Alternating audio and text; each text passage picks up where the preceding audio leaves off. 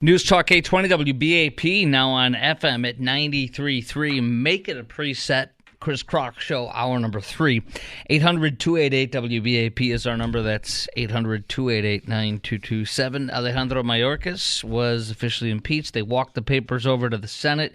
Now the Senate will determine under its leader, Chuck Schumer, whether or not it will actually do what's always been done in this case. Handing over articles of impeachment means an impeachment trial.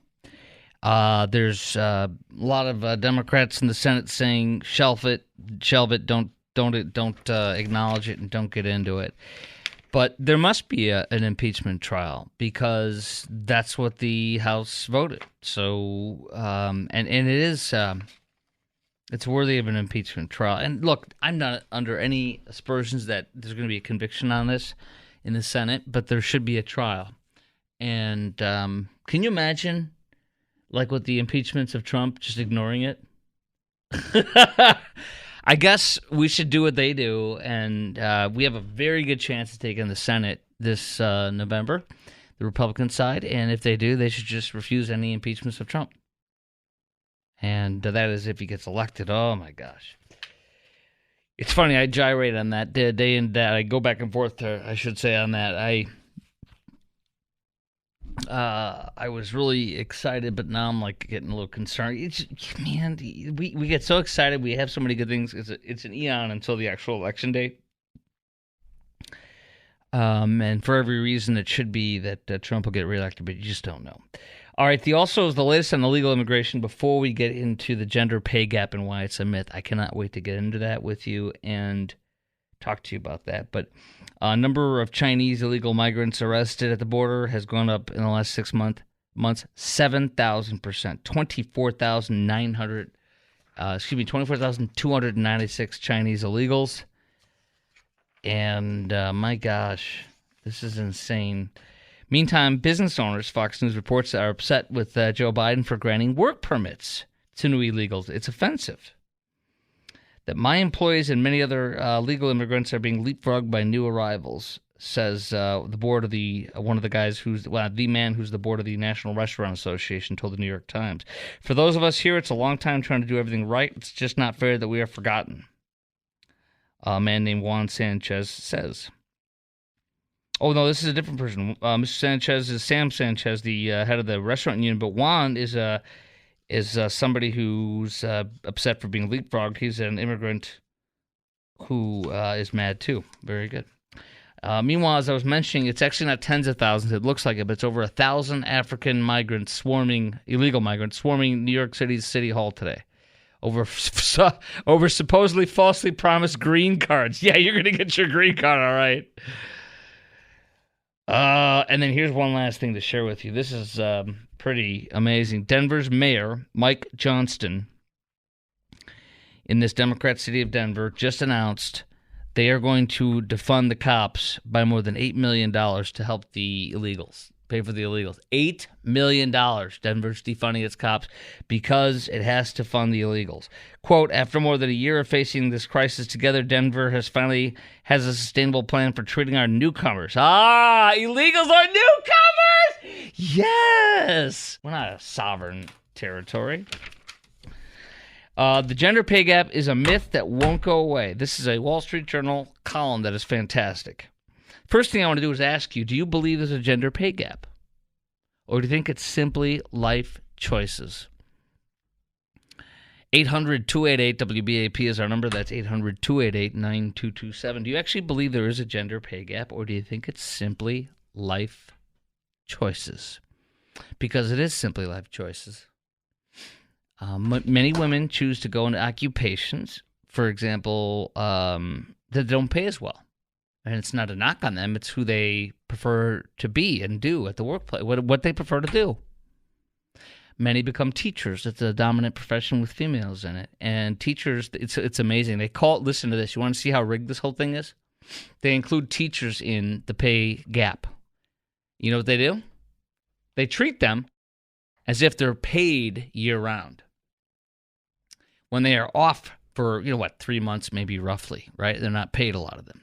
But yet they type up their salary and they go, look at this gap.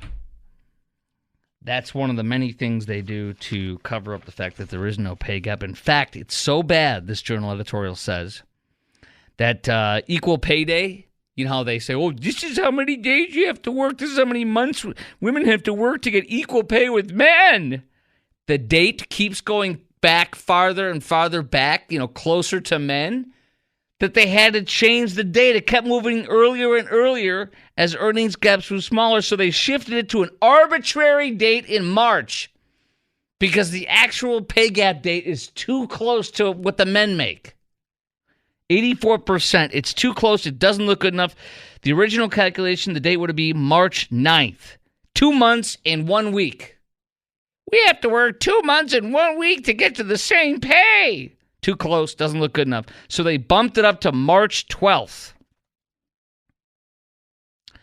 The pay gap is the natural economic result of choices men and women make, says the journal. The 84% figure is correct, that women make 84% of the salary that men do. But the way they arrive at the formula, they divide the average annual pay for women who work full-time all year by the annual pay of men working full-time all year. But it's misleading because year-round work is so broadly defined. More than a quarter of the reported pay gap is attributable to solely men working an average of 2 hours more a week than women. For those working less than 35 hours a week, women's earnings are on average more than men. Repeat. If those working less than 35 hours a week, if you compare 35 and less to 35 and less with men and women, women make more. It's all a lie. Every single bit of it's a lie. I will never forget how shocked I was. I've been a professional talk show host, allegedly professional, for 24 years. And I will never forget how shocked I was about, about 7 years into my full-time professional on-air job, when I read an article that said that the whole gender pay gap is a myth and a lie. That was like in 07 or 06 maybe.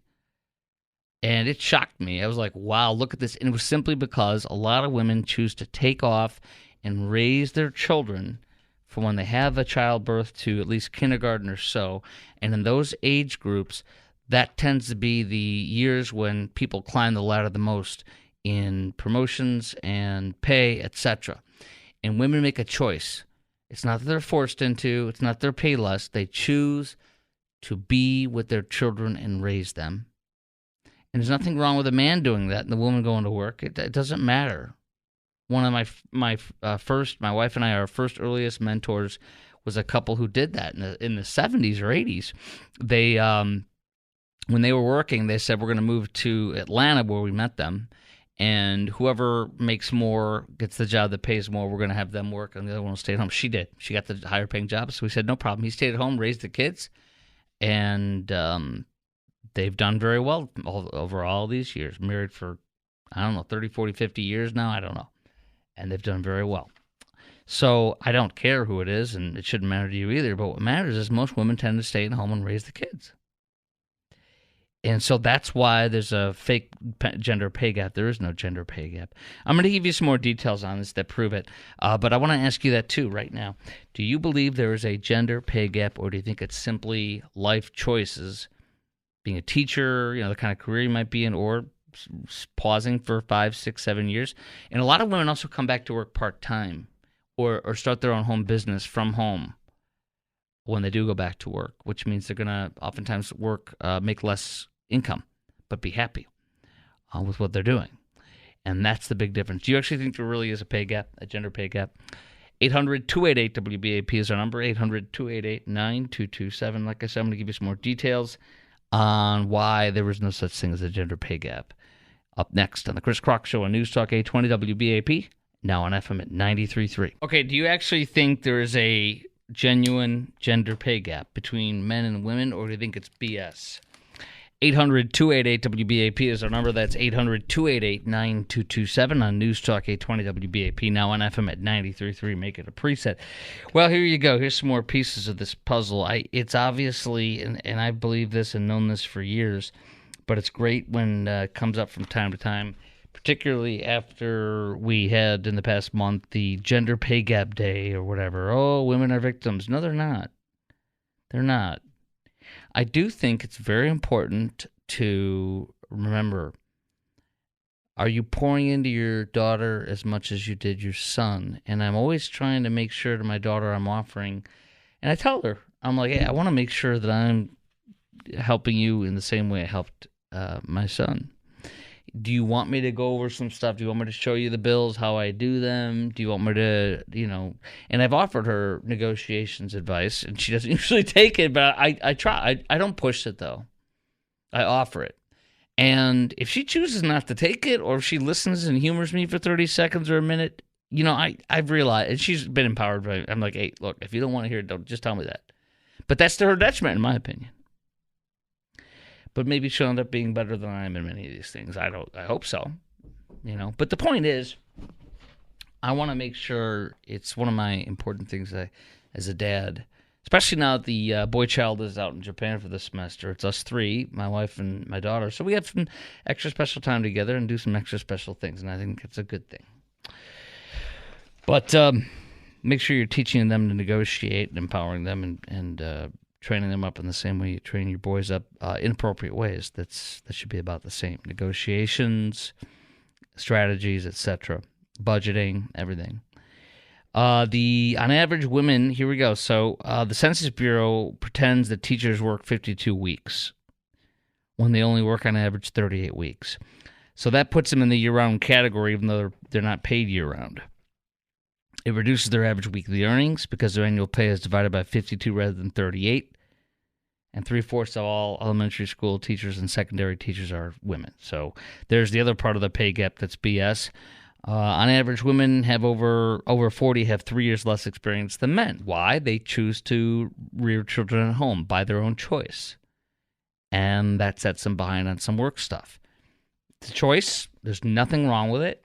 But don't complain and pretend like there's some kind of a gender pay gap. Men tend to choose higher-paying college majors and occupations that have greater financial risk, greater physical risk, such as construction as well. Men die on the job, henceforth 12 times the rate of women, and suffer 50% more injuries at work than women do. So the stories are, the truth is the truth, and the truth is there's no gender pay gap.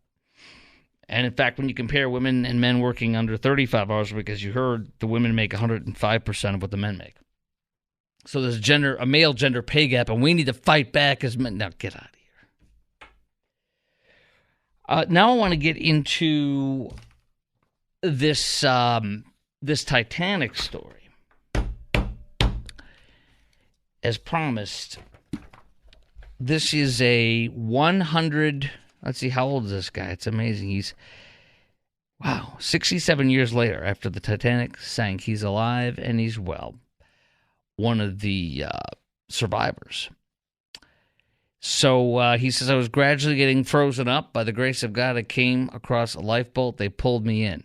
Titanic survivor Frank Prentice, 67 years after the ship sank. He was then just 23 years old. He was an assistant purser on the ship. What is an assistant purser? I don't know. I assume that means he was handling finances. It was like jamming, he told the BBC. It was like jamming your brakes on the car, and that was that. She stopped. We had a porthole open. I looked out. We had a porthole open. I looked out. The sky was clear, stars were shining, the sea was dead and calm, and I thought I couldn't understand it. I was getting frozen up, gradually, and by the grace of God, I came across a lifeboat. They pulled me in. Frank Prentice, the survivor's name says, it was sailing to New York as we know. He left his cabin when the Titanic hit an iceberg to investigate. No sign of damage. The point of impact was well below the waterline, as we all know. Despite women and children to get into the lifeboats, many were reluctant because of the 70-foot drop into the water and their faith in the ship as an unsinkable vessel. Anything can be sunk. Nothing is immune. Just like you and I are not that important at our jobs. We can easily be replaced. There's always somebody who would like to take our place out there. Never think you're replaceable, because you are not. Can you believe this, though? Many more people lost their lives because they were afraid to go down the 70 feet down to the water surface, sea level. And 16 lifeboats could have been filled to capacity. If all 16 lifeboats, they said, could have been filled to capacity. I'm going to tell you the rest of the story coming up next on the Chris Crock Show. Also, John Mellencamp loses it. John Mellencamp loses it. He had a few hecklers. I don't know why you'd pay money and heckle a guy, but nonetheless, somebody did, or one or two people did. I don't know, but his reaction was pretty intense. I've got the audio. There are a few swear words. Don't worry, we bleep them. This is a family program. We'll play that, and we'll talk about what you think John Mellencamp should have done in that situation. I don't think he handled it well. There's my hint for you. Also coming up, we have, oh my gosh, we have so many good. The furious Walmart customer slamming the retail's bakery over a disastrous frosting fail on her birthday cake. Now, hold on a second. A lot of people apparently have had this happen to them at some point, where I guess they have a spat, or maybe their message is too direct, or like they're overly explicit and they're explaining things in their message, so they literally get what they put on the message, not the actual message they want. You know what I'm saying? Have you seen this before, Producer Gary? Have you heard of this? This is amazing what this woman said they put on her icing, and it says, Walmart, what the WTF, what the, you know what, is this? I tend to believe that maybe she deserved it after what I'm seeing here. You got to hear this. We'll get into that coming up next after we wrap up the Titanic and Mellencamp. All that next in the Chris Crock Show on News Talk 820 WBAP, now on FM at 93.3. 800-288-WBAP is our number, 800-288-9227. News Talk 820 WBAP, now on FM at 93.3. Make it a preset. 800-288-WBAP is our number, 800-288-9227. So this guy who survived the Titanic continues telling his story here to the Daily Mail. I had a life belt on. I hit the water with a terrific crack. He was clinging onto a board. And this is crazy. He says, all of a sudden she lifted up quickly the boat, and you could hear, or the Titanic, you could hear everything crashing through her. This is insane. Half the ship rose out of the water. He was clinging to a board, realizing he had no option but to let go and plunge into the freezing water. Quote, I had a life belt on. I hit the water with a terrific crack. And his body's floated all over the place. Holy wow. He watched the ship disappear beneath the water. Can you imagine that? This impenetrable, perfect craft on his maiden voyage. So he believed a woman had probably saved his life by wrapping a cloak around him. He says, she saved my life. I was frozen up like I was. I think it lasted for 20 minutes in the water. You think I'm too old for that? But you'd be amazed. You lie in bed at night, the whole thing comes around again as far as his memory of the whole ordeal. What did you see? The man on night watch was asked when the collision happened and took the call from the watchman. What do you see? The man said, iceberg, dead ahead. Okay, well, let's just run right through it. Woo! So anyway, wow. No, thank you. Okay, I'm going to ask producer Garrett, do you want Mellencamp going nuts on the audience and cussing them out, at least some of them, and then doing some bad stuff that you'll hear? Or do you want the furious Walmart customers slamming the retailer for messing up their cake? You cannot have your cake and eat it at Walmart. You can eat it, but you ain't going to like it. Uh-huh. Okay, Mellencamp first. Now, I've seen him in concert. I really have to say I'm a fan of his music, but I couldn't stand it. He really, really made me angry when he told us to vote for John Kerry and talked about how it was so important to not vote for George Bush. It was like, are you kidding me, dude? And he wrote a song about it. I'm like, what are you doing? Quit whizzing on my Cheerios. I want to enjoy your music. You're an American icon, American legend. Why are you doing this? It was really sad. I don't know if it angered me. It kind of angered me, but it bewildered me is maybe a better word. I'm like, what are you doing? I don't care what your politics are. You're not going to change my mind. Shut up and sing. You're literally alienating us. That was when they had those. Do you remember when they had those? That was in, what was that? 06, 04, 04, I think it was. Yeah. And they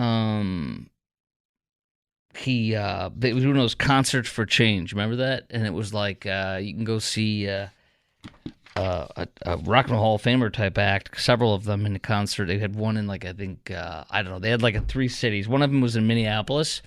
And it was John. I went. I did a contest with my listeners, and I did a talk show there too in Minneapolis, St. Paul. And it was be a limousine liberal for a day.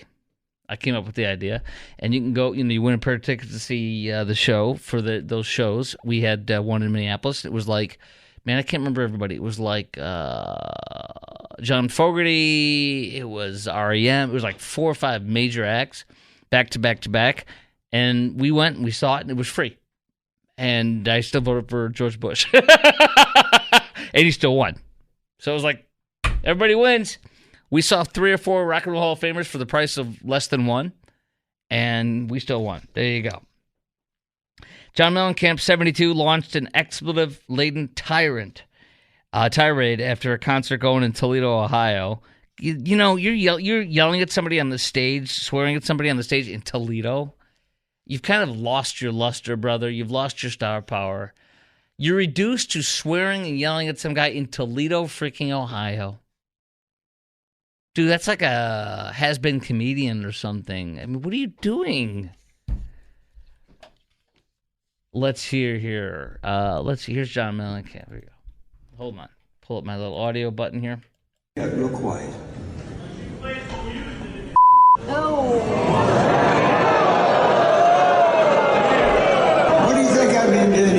Sucker.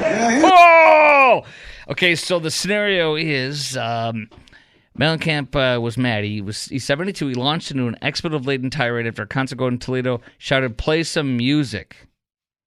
And then he says, "What do you think I've been doing, you sea sucker?" As you just heard. Here's the thing, man. You don't know me. You don't know me.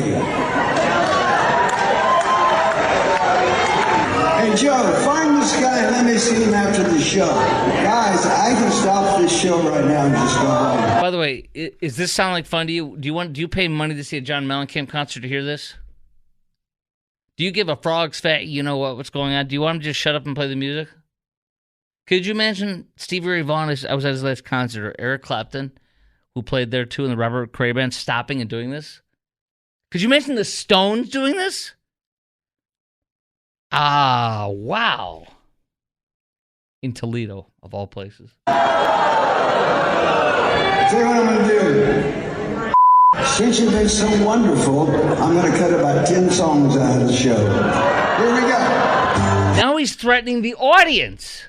For 1 or 2 people's behavior, he's saying, I'm going to screw all you out of your concert that you paid good money for, and no refunds, 10 songs you lose. And then watch this. He jumps back into the song.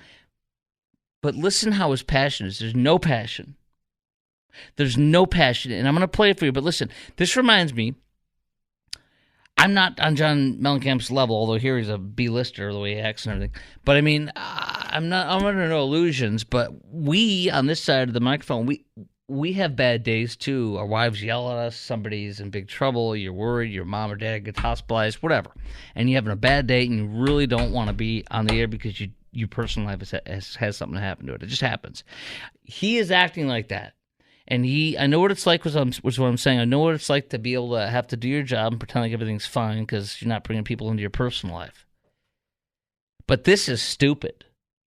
This is like that where he's acting fake, playing the song fake, and it's obvious, and then he freaks out again. Even if that guy or guys was rude and wrong, you don't do what he did.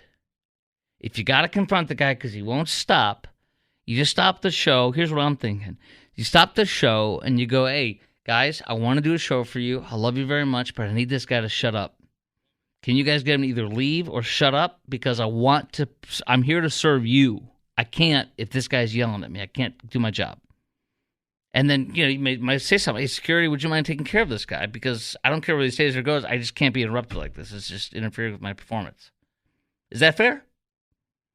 But this crap about calling the guy a sea sucker, arguing with some chump that nobody knows who he is sitting in the audience, and then telling everybody you're going to get punished because of one or two guys.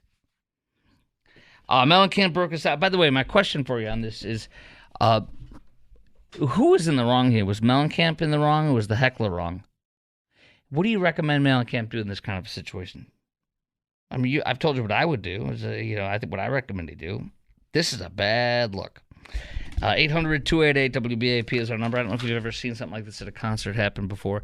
800-288-9227. He told the Washington Post, I do expect etiquette inside of the theater the same way you would at a Broadway show. My shows are not really concerts anymore. They're performances. There's a difference between a performance and a concert. Look, I'm not for everyone anymore. I'm just not. And if you want to come and scream and yell and get drunk, don't come to my show. I think that's fair, but don't act like that to your audience, because you're punishing 95% of the audience for or 98% of the audience for one idiot. So, and look, I expect something different, and I'm sure it's advertised as such. It better be like, hey, it's acoustic. It looks like it's solo. That's fine. Mm-hmm. Oh, is it? The majority of musicians and celebrities are what? Are solo acoustic? Oh, they punish everybody. Yeah. Yeah, this crap doesn't play, and perhaps this is why he's playing Toledo and not Cleveland. Or Toledo and Cleveland's kind of like, no offense, but no thanks. And not Cincinnati. I don't know. The big city, he's playing a blue-collar, difficult town. I don't know. All right, we're going to get into the disastrous Walmart cake. The woman's furious. She goes to social media. You're going to see what it said, and it's hysterical. It kind of makes me feel like, you know what? You got what you deserve, lady. That's next on the Chris Crock Show on News Talk 820 WBAP, now on FM at 93.3. 800-288-WBAP is our number, 800-288-9227. News Talk 820 WBAP, now on FM at 93.3. Make it a preset. Furious Walmart customer slams the retail's bakery over disastrous frosting fail on her birthday cake. When I tell you, my mouth dropped. A woman from suburban Chicago, I happen to know somebody who's a cop there for years, 22-year-old woman had her birthday cake just delivered to her, picked it up, and it was terrible. All right, this is probably why you don't want to go to Walmart for a birthday cake sometimes, huh? Unless it's for a kid's party. The original image shared alongside the caption that read, "My inspo pic." Oh, gosh. You're talking about this for a Walmart cake, man? Real simple, right? If you're going to get a little fancy, go to like Tom Thumb or go to an actual bakery. Somewhere it's a little bit nicer. I asked for the writing to be small, cursive, and in the middle of the cake, but she got quite the shock, Daily Mail says, when she opened the box to see the finished product. Her cake had a similar frosting, but the piped letters, meaning, the cursive letters that you wrote out, quite literally read, Aries, baby, small, cursive, middle of the cake. That's the font! Yes!